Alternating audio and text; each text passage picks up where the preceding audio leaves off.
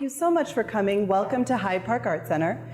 This event is a program of the Jackman Goldwasser Residency Program, which invites visiting artists and curators to Chicago for immersive, research-based residencies.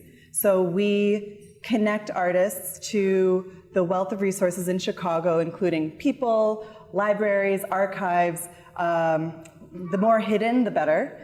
And we aim to link, to be able to share their work with the public, with our community, through public programs like this. So artists do public talks, they do open studios, a variety of opportunities to share. And the goal is to foster real dialogue and exchange between international contemporary art practice and Chicago art practice.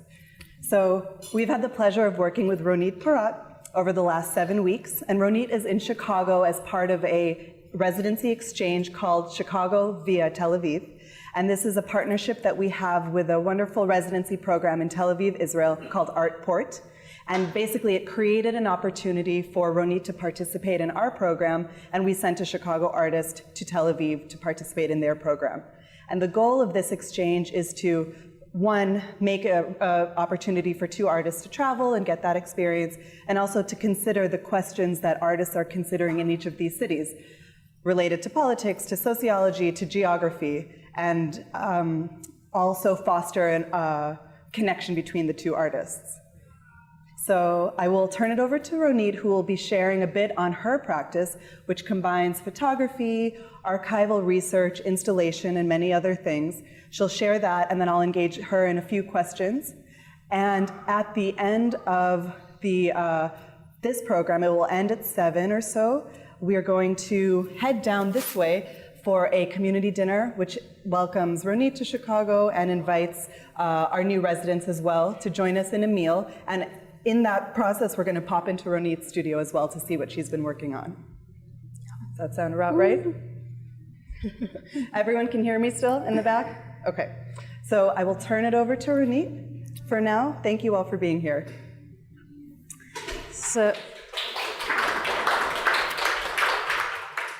Thank you, Mega. Thank you, Hyde Park.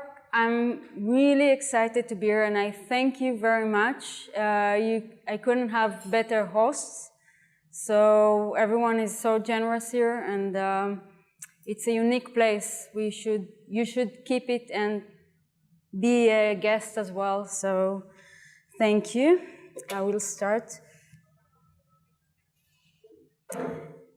Every Saturday, we had to go exactly at 5 p.m. to her house, a kilometer away from our place.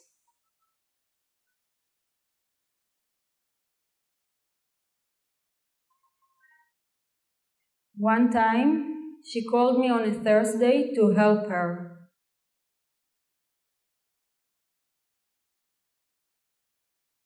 In the kibbutz, people said she was a difficult woman.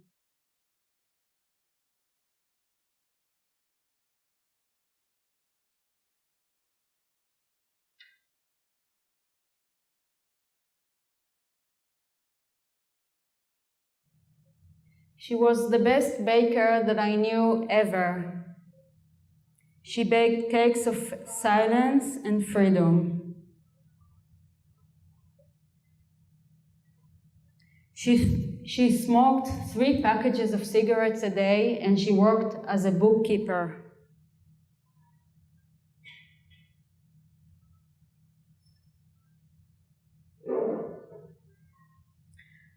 On that day, years later, suddenly she asked me if I knew how it happened.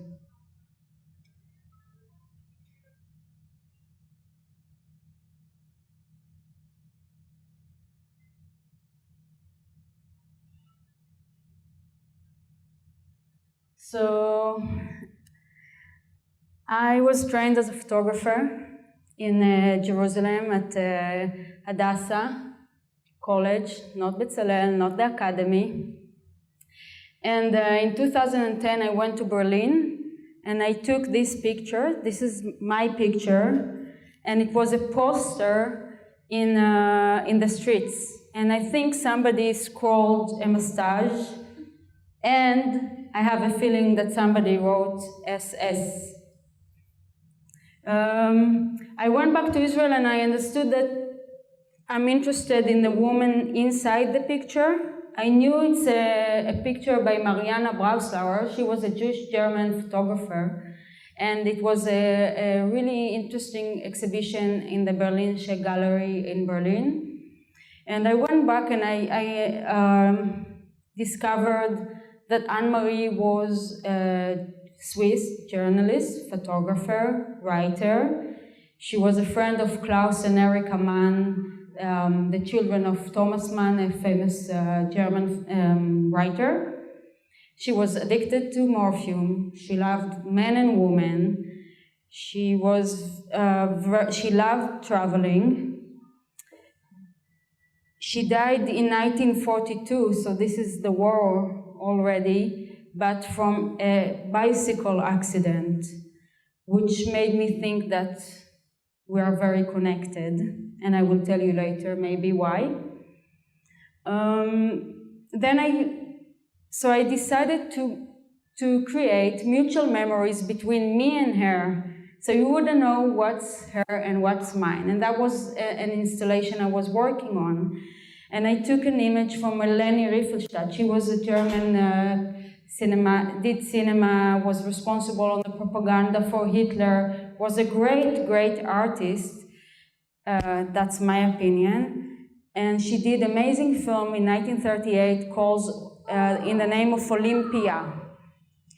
And I was interested to see how the German worshipped the body and the beauty that time. And I compared it to, this is an image I found in the net. It's by Marcus Banyan, an Australian photographer. But it goes down, it's a vertical image, and I write, not my uncles, meaning, whose uncle, what happened? Not my uncle. I had an uncle who was a pilot, and he died in '69, and I don't like the way in Israel we worship pilots and we worship war, so I kind of compared it. Now, you wouldn't know as a viewer in an exhibition, but you would start getting some clues around it. And then it was important for me to make it personal in a way, so we used to have all of us, when, before digital photography, envelopes that we developed films, and anything could be in that film, from the story of, me traveling in Austria, or just from the kibbutz. And I put it next to an image of the lake where Anne-Marie crashed with her bicycle. And black memories, of course. Then as a photographer, this is the way I speak with the world. I use photography, I use images, but I now go more into history. So looking back in between the wars, I know there were a lot of photographers who had to move back, away from Germany. One of them is Alfred Eisenstaedt. He was a German photographer. He moved to the States. He came in 1938, if I'm not mistaken, and he has this very famous picture that was in Life magazine, and it's the merchant marching children. So I took my camera, a Nikon with a film, and I cropped each of the kids, and I called them the kids who were shot. Now, you wouldn't know if it's connected to Anne-Marie, if it's connected to me, if it's connected to the history. The same I did with Kader Attia. I went to the Documenta, not this one, but the one 5 years ago. And Kader Attia he's a great artist, and he did this installation of the repair from Occidental, extra-Occidental cultures. And it was parts of soldiers as sculptures or as slideshows with no faces, because a lot of soldiers came back from Germany, from the war, without parts in the face, so no eyes, no nose.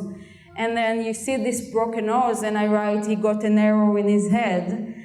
And This is my brother. When he was 14, he was playing with another friend in the kibbutz, and an arrow went inside here and got out here. Luckily, we have a space between our skull and brain. But when you see it, you don't know. And my mom says that the friend called, so she ran out. And she said, oh, he's walking, everything is okay. But then the arrow was like going, and Lior, which is my younger brother, he has birthday today, it was full of blood. But everything is okay. So the caption usually goes into my own biography, but I would use and appropriate other people's images in order to tell a story. Some kind of story, historical story, or personal, or more wider. I would use that's one of the only images of mine, the cypress in the kibbutz in Israel, usually, not always, but they are in cemeteries. And then I put another image of Anne-Marie Schwarzenbach.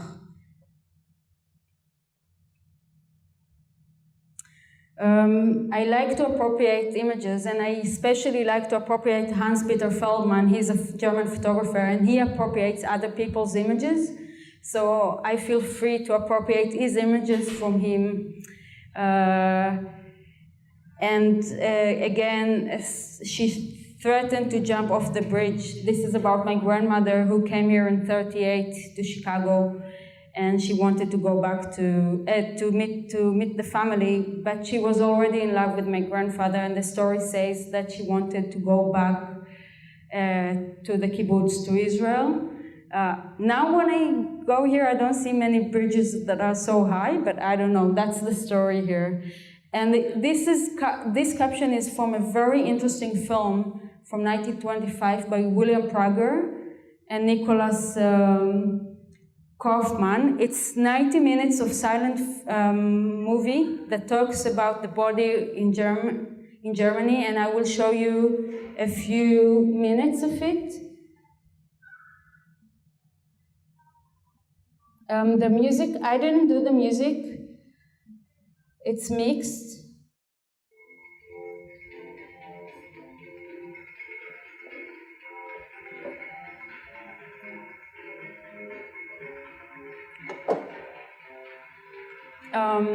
This film was in 1925, but you have to know that the Nazis made films in Israel already in 1935 to kind of they did a propaganda for Israel in 1935, and of course they filmed in the kibbutz, and this is in Germany, but it's very much to do with the visual of how the kibbutz was initiated. They believe that they are free. They believe that they, I showered with my friends in the same shower until I was 9 or 10.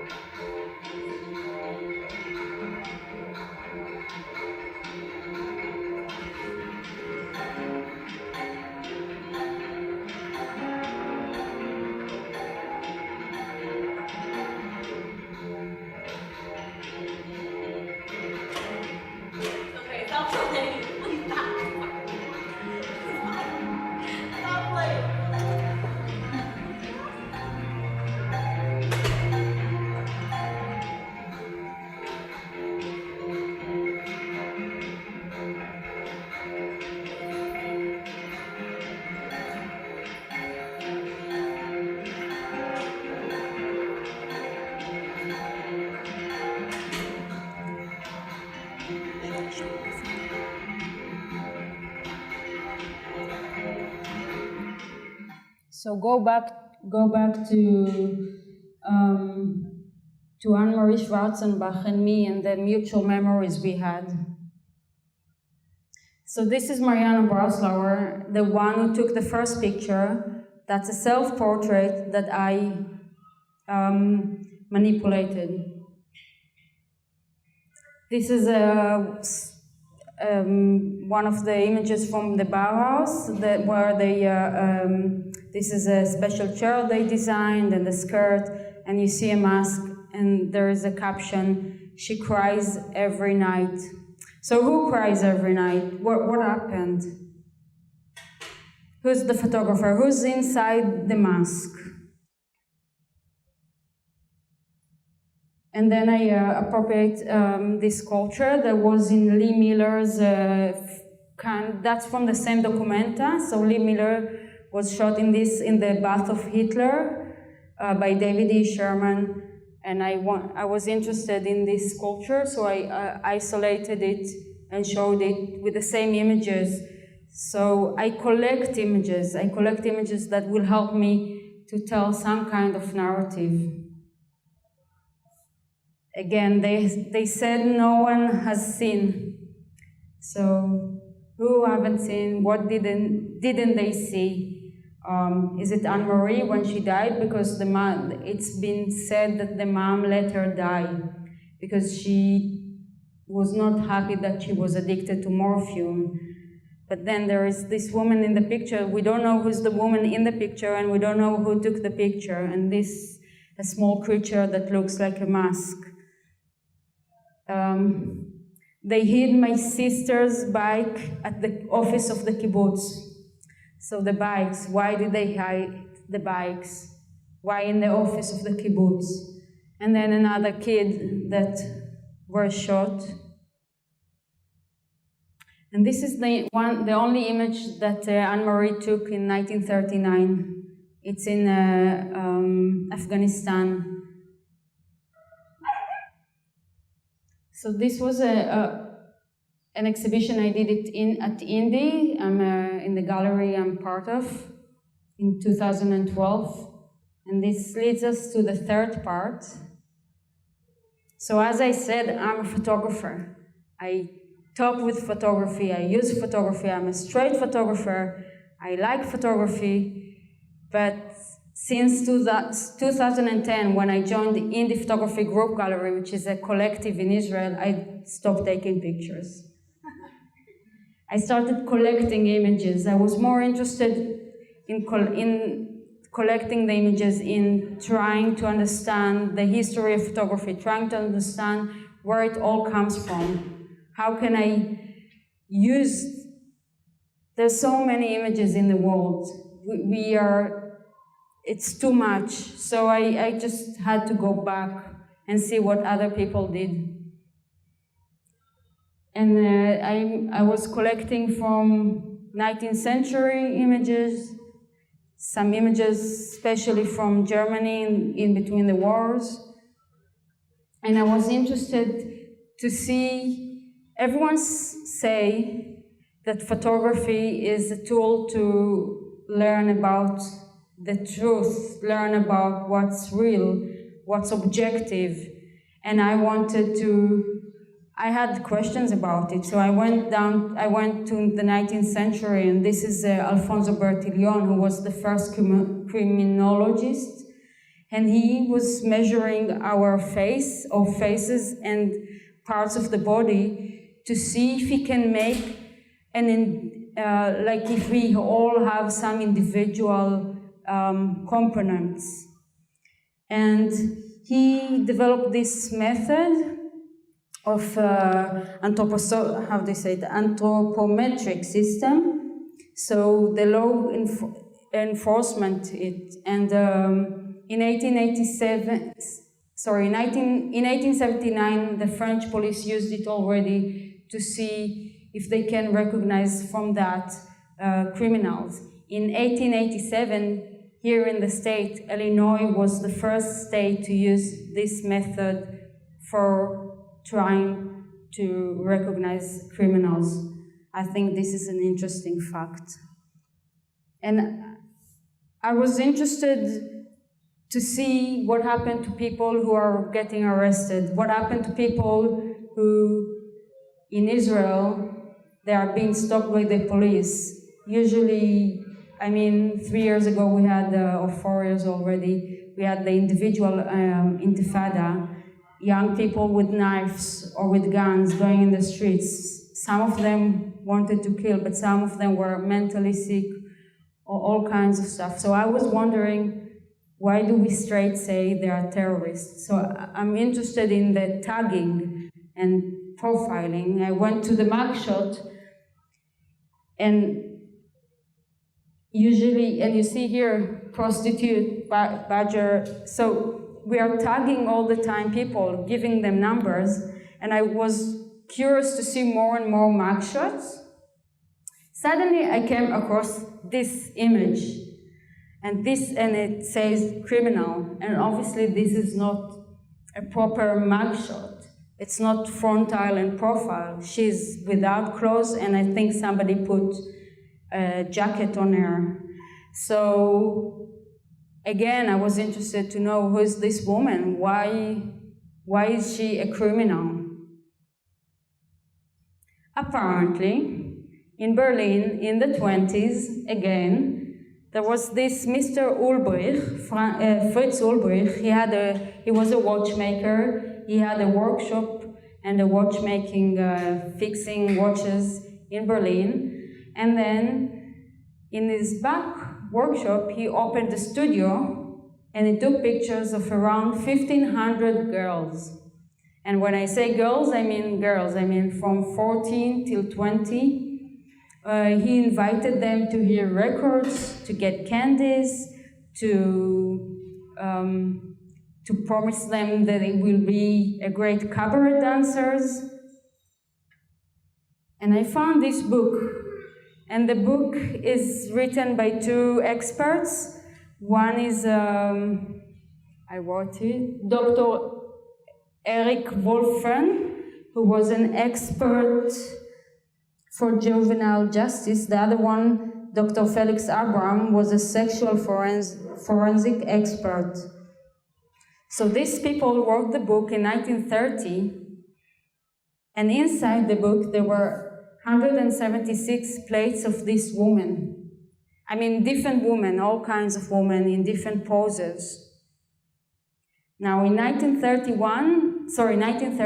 Lisha Neumann, this woman, murdered the watchmaker with her boyfriend.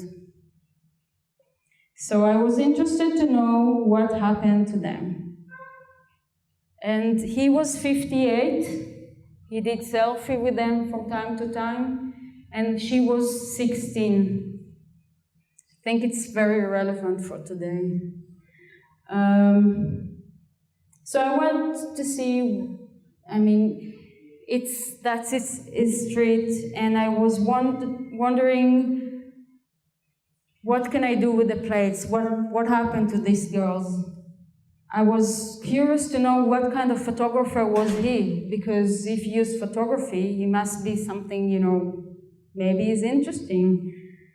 And I compared it to photographers in that time in Germany, and I looked at his photos, and I realized that he was an amateur photographer. And in the book that I found, they divide this kind of photographers to three. One that is taking pictures only to himself. The second one takes pictures to himself and shows friends. The third one sells the pictures. So, no wonder they killed him in the end. I went to see what does it mean to be a watchmaker. I found this old catalog. I went to Hannah Hoch. She was a German collagist. And I was interested to see what did she do with collages and images. I went into the darkroom to try and erase or to try and show them in a different way. So I did contacts, and this is from the darkroom. I looked on other images, and I saw that a lot of people in the 19th century used the woman body, and this doctor was like building this device, and I wanted to remove their identity, so I deleted the head. So this was an installation that I did again in India, and I called it The Hunter of Time. And I used images from the catalog and images from protheses and body parts and patents. So I'm interested in the mechanism and what does the power of photography. Okay. The second part was in Herzliya. This is another museum in Israel, and I really wanted to build a device that will show his way of thinking, and I created a photoplasticon. This is a panorama or photoplasticon that is enabling to see stereoscopic images in 4 places, and I wanted to create a mutual experience for people. Of course, somebody helped me. And it's based on this. This was a panorama in 1883. Of course, there were other panoramas before, but this panorama was for the name is Kaiser Panorama. It was invented by August Fuhrmann. So there were like 25 places to view images, and you could see Cairo, you could see tourist images, some scientific new all kinds of images from the Far East. Things that you wouldn't see normally. So people would just go out, would dress nice, and would go out to see. It was the first cinema. And I created from the woman's images myself stereoscopic. So stereoscope is an image that is built from 2 images, but the brain will make it into one. I will show you now a short film about it.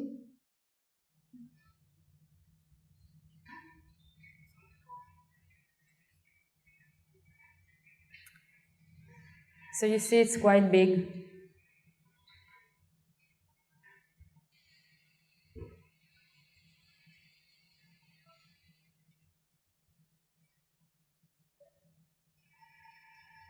It was important for me to leave the mechanism as mechanically as possible and not to use, like we all tend to do these days, virtual reality.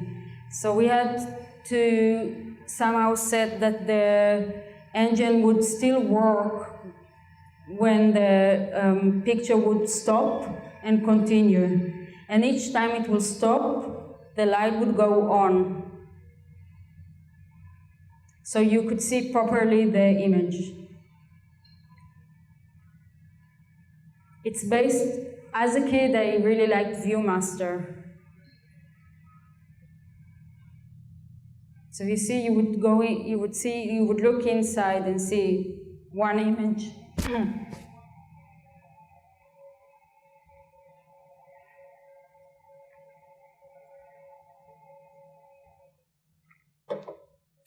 And we built stairs so people could see the mechanism from inside. I believe, as an artist, you have to be generous. So I wanted to show them. And this is an installation view. So I took all the girls and I made a lineup and a wallpaper from one of the women. So you could see.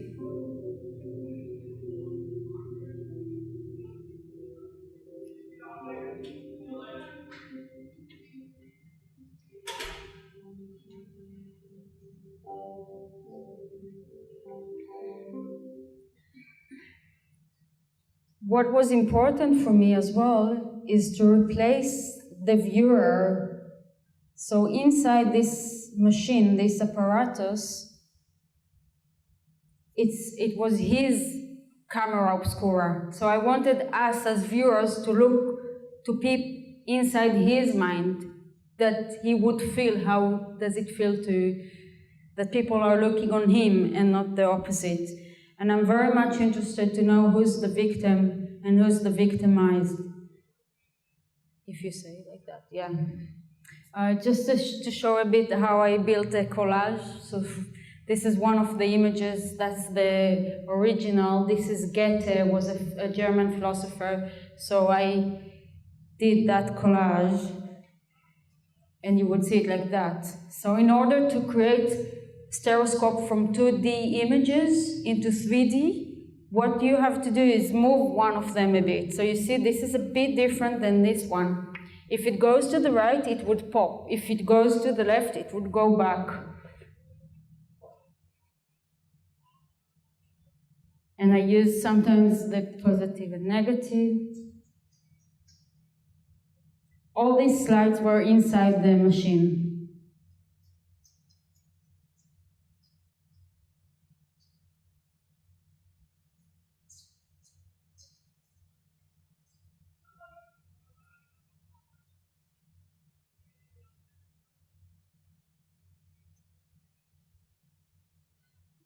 I call this the lineup because, again, I wanted to show them and to show their vulnerability. There is always a bird that is looking and seeing everything.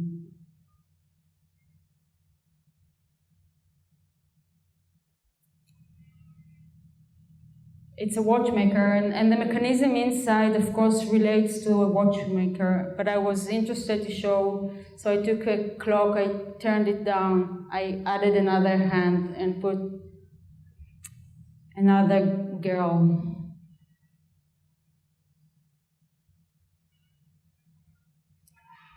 Thank you.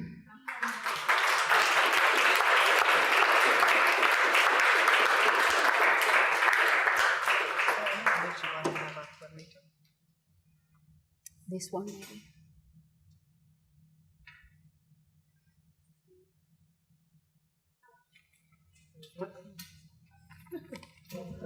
Thank you so much, Ronit. I have a few questions for you, but I'm sure we'll have many other questions as well, which we can try to address.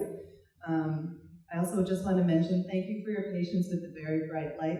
This conversation is being documented by CAN TV, and so the whole thing will be available online shortly. I can share that with you. Thank you so much for sharing that kind of peek into your process, into a couple of particular projects. I have many questions, but maybe we'll start first with some of the images themselves. So you describe yourself as a collector of images, recently appropriated images, images that you're discovering in the news, in archives, in various places. But I understand that all of them come from a particular period, roughly the 1918, the teens to the 1930s. Can you talk a little bit about what it is about this particular period that interests you content-wise, maybe formally, about the photographs? Can try. So it's this time of this period in Germany, and especially where it seems everything was open. You could do everything you wanted, but there was really big inflation. But the literature was blooming. The psychoanalysts, Freud not just started, but was already there. So, and a lot of women photographers started taking pictures, and more than that, did self-portraits, which I find extremely interesting. The fact that they wanted to reflect, and suddenly that they can use the camera as a tool of just saying we are here. I mean, that's a very interesting, for me, again, I keep saying, and I was nervous to talk because as a kid I was very, very shy. So I used photography, I used the camera to talk. I didn't have to talk. I had my older sister, she likes to talk. But what I can show, how amazing that all these women photographers in this period in Europe, not only in Europe, but mainly in Europe. So Germaine Krull, this is Leni Riefenstadt, Res Suppold, sorry for my pronunciation, Claude Cahun, of course, Eva Bessanio, again, Florence Henry, Gertrude Arndt, Giselle Frond, Anna Hoch, Ilse Bing, and more and more. So this is all from the 20s, and this is a time when, again, I was very much interested in the images. I think it's the language as well that I relate to, somehow the black and white. Yeah, and my grandmother was born in Germany. I mean, no, she was born in Ukraine, but she was living in Germany in this period. So I guess that's another excuse. Any more about that?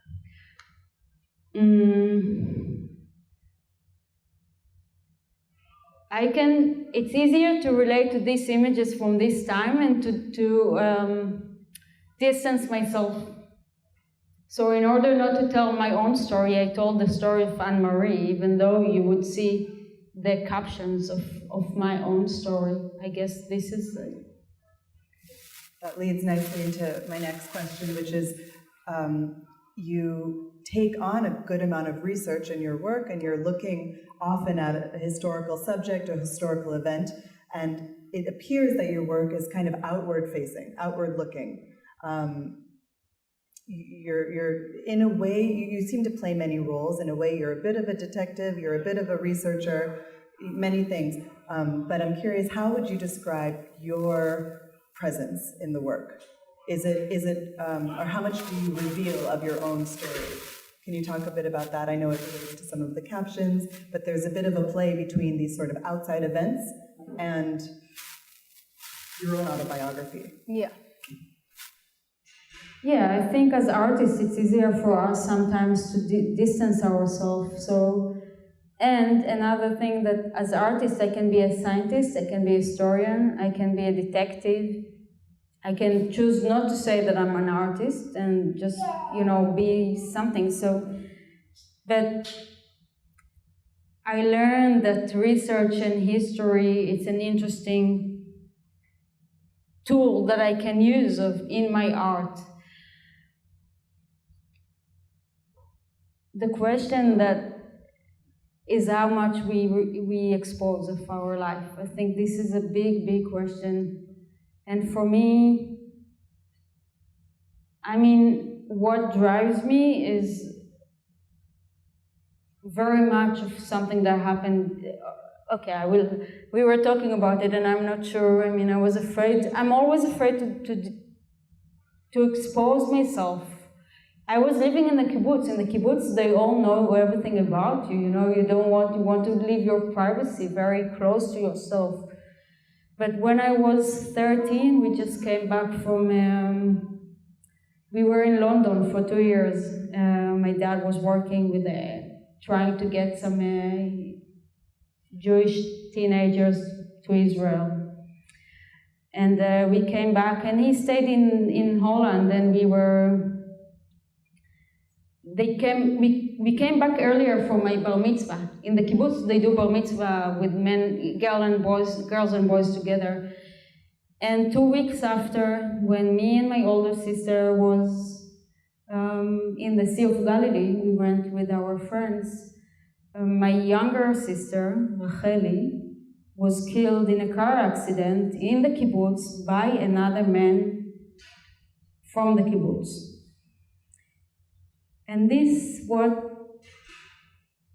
I think it's I thank you, because I think it's a good practice. Like my family was saying, you have to talk. Okay, I talk and I have to expose, but does this make a difference to what you've seen before? Is Anne-Marie Schwarzenbach not anymore Anne-Marie Schwarzenbach, but it's maybe me or my sister? So she was killed when she was 6, and I'm interested in mugshots because he was never sentenced, but I'm interested to understand what happened to people who are not guilty and that the police tagged them very quickly. So, yeah. Thanks.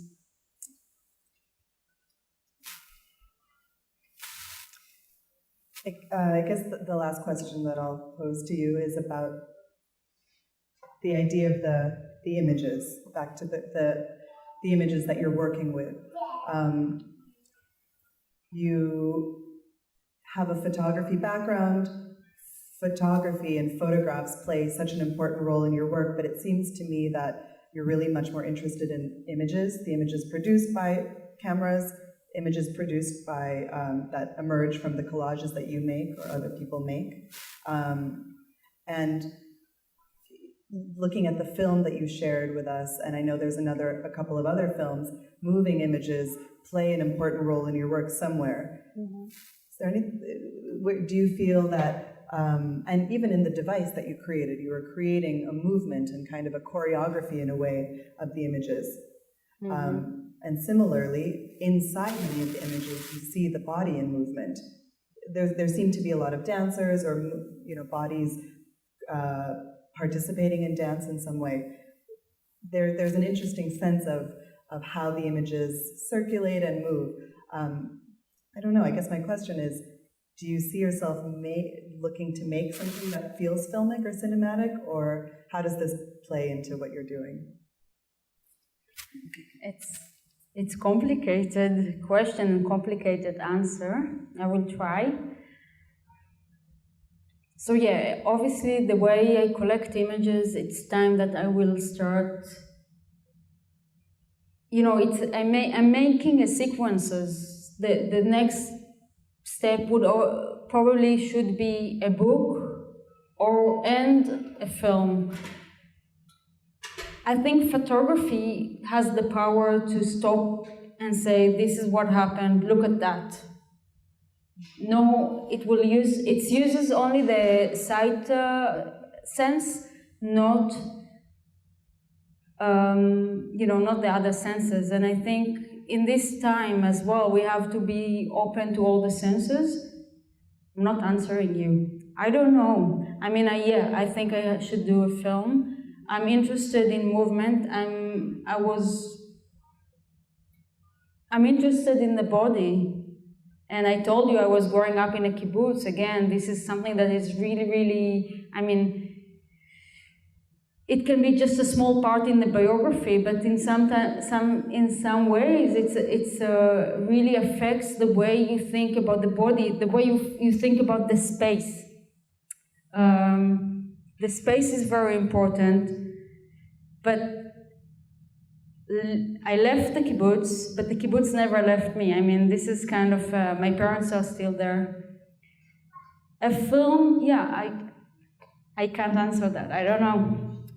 I think, I wish. There is this risk that all the photographers tend to do, and they make films, and then the films are not so good. So we have to see about that. In the right way. You'll have to go about it in the right way. I invite anyone to ask a question. Is there anything you'd like to know? I'm going to just pass the microphone around so everything's talking. I just can't really believe you, but I'm very curious because we know each other for a while and much history. So, what were I know that Chicago has many great institutions, and Chicago really likes its own history and to document its own history. So, I just wonder, what were your impressions or engagement with Chicago archives and other institutions? Asaf is a dear friend. I know him from Israel. Well, Chicago, I came here and I wanted to deal with mugshots. And before even entering the institution and the archives, I understood that I'm dealing with a bomb. That I should maybe rethink how I think. because Chicago has a personal point for me with my family and the history, I was not sure how I will approach it. But in the beginning, I was going like that in Chicago. I was like, I mean, I was here before, but now as an artist, I want more, I need more, I need. So going into the institutions, I was just an observer. I think it's a very important thing to be an observer and to listen. And I found this amazing book by Tina M. Compt, and she's a writer. She was talking about mainly portraits and black images. And I'm sorry, I don't know exactly how to define it, but she was talking about listening to images and not looking on images. And I kind of adopt this method or theme.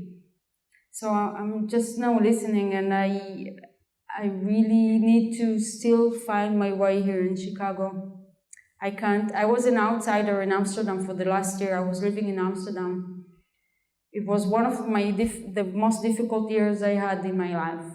So coming here to Chicago, where I can feel everything is so charged, I'm careful.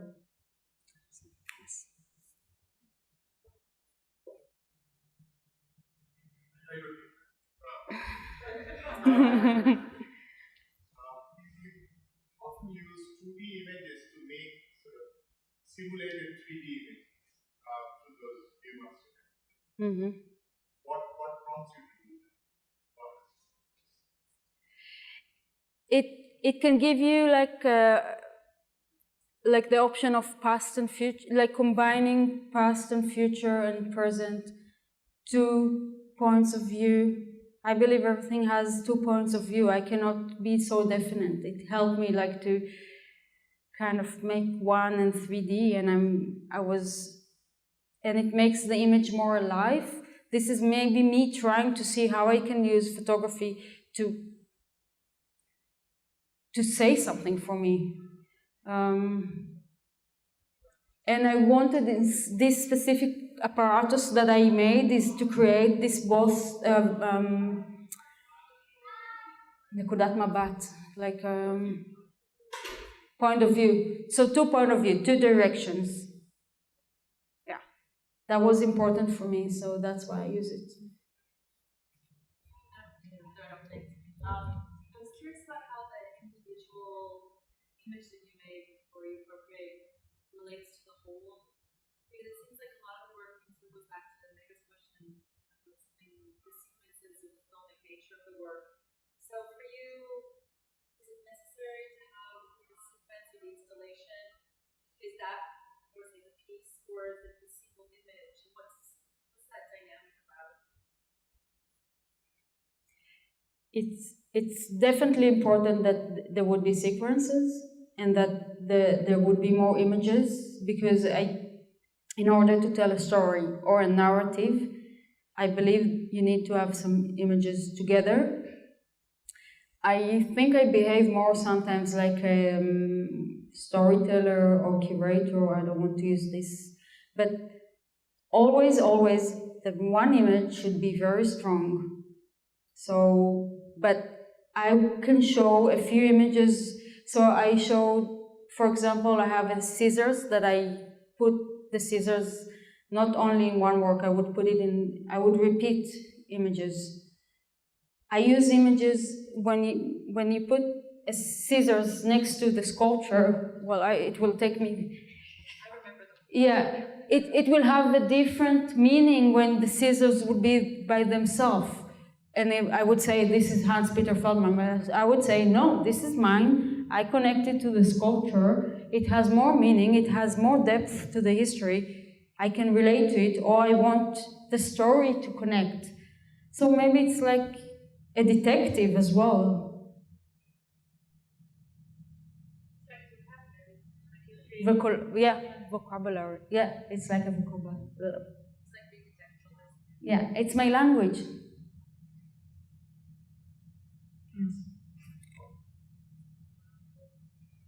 We don't have any more questions. We'd love to see your studio. if there's Yeah, something you're right. there. I know you've been doing Well- a lot. It's cool. So thank you so Thank much.